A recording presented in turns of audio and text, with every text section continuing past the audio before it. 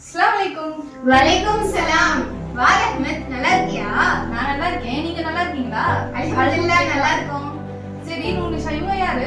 இது என்னோட ஃப்ரெண்டு, பக்கத்து தெருவுல இருந்து வந்திருக்கா. ஓ அப்படியா? சரி, நான் ஒரு ஸ்வீட் செஞ்சேன், அதை சாப்பிட்டு பாருங்களே. நல்லா இருக்குடி, நல்லா செஞ்சிருக்க. அப்படியா? அல்ஹம்துலில்லாஹ். சரி, நான் கிளம்புறேன். இருங்க, இப்பதானே வந்தீங்க? அது ஒண்ணும் இல்ல, தர்ஷனா வீட்டுக்கு போய் கொடுக்கணும், அதான்.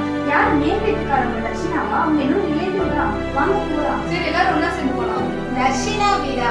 அவ எரிஞ்செரிஞ்சு விழுவாளே, அவ வீட்டுக்கு எதுக்கு? அவங்க தான் அப்படி இருக்காங்கன்னா நம்மளும் அவங்க கிட்ட அப்படியே பழகணுமா? நம்மளாவது அவங்க கிட்ட நல்லா பழகலாம். வாங்க.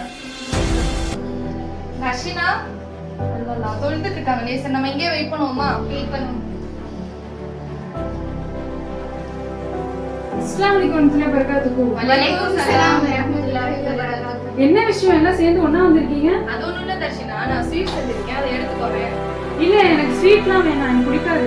இல்ல, எல்லாருக்கும் கொடுத்தேன். நீ என்னோட பக்கத்து வீட்டுக்காரங்க தானே, அதான் உனக்கு கொடுக்க வந்து எடுத்துக்கோ. இல்ல, எனக்கு ஸ்வீட் பிடிக்காது, எங்க வீட்ல யாரும் சாப்பிட மாட்டாங்க. நீ முதல்ல எடுத்துட்டு போனா அப்படியே போகணும். வரேன். ஏய் வாக்கிதா, நீங்க என்ன பண்ற? சரி, அவங்க கிட்ட பேசிட்டு சீக்கிரம் வீட்டுக்கு வா, மறக்காம வந்துரு. பக்கத்து வீட்டுக்காரங்க சொல்லே தாங்க முடியல, ஏதாவது புதுசா செஞ்சேன்னு சொல்லிட்டு வந்து என் உயிரை வாங்குறாங்க.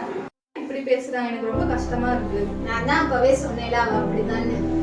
சரி, அவங்க பேசுறது நீங்க எதுவும் மனசுல வச்சுக்காதீங்க. எல்லாரும் மன்னிச்சிடுங்க, நான் சொல்லி அவங்களுக்கு புரிய வைக்கிறேன். சரி, அல்ஹம்துலில்லாஹ், நீங்க சொல்லி புரிய வச்சாலே போதும். சரி, நாங்க போயிட்டு வரோம். அஸ்ஸலாமு அலைக்கும். வலைக்கும் சலாம். அஸ்ஸலாமு அலைக்கும். வா, உள்ள வா. வலைக்கும் சலாம். நீங்க ஏன் அவங்கள்ட்ட அப்படி பேசல? ஏய், நீ என்னோட சொந்தக்காரி, அவ என் பக்கத்து வீட்டுக்காரு தானே, ஏதாவது புதுசா செஞ்சு எடுத்துட்டு வந்துடுவா. இல்ல வேற நான் ஏதாவது செய்யணும்னு எதிர்பார்ப்பா. இதெல்லாம் தேவையா? இதனாலதான் நான் அவங்க பேசுறதே கிடையாது.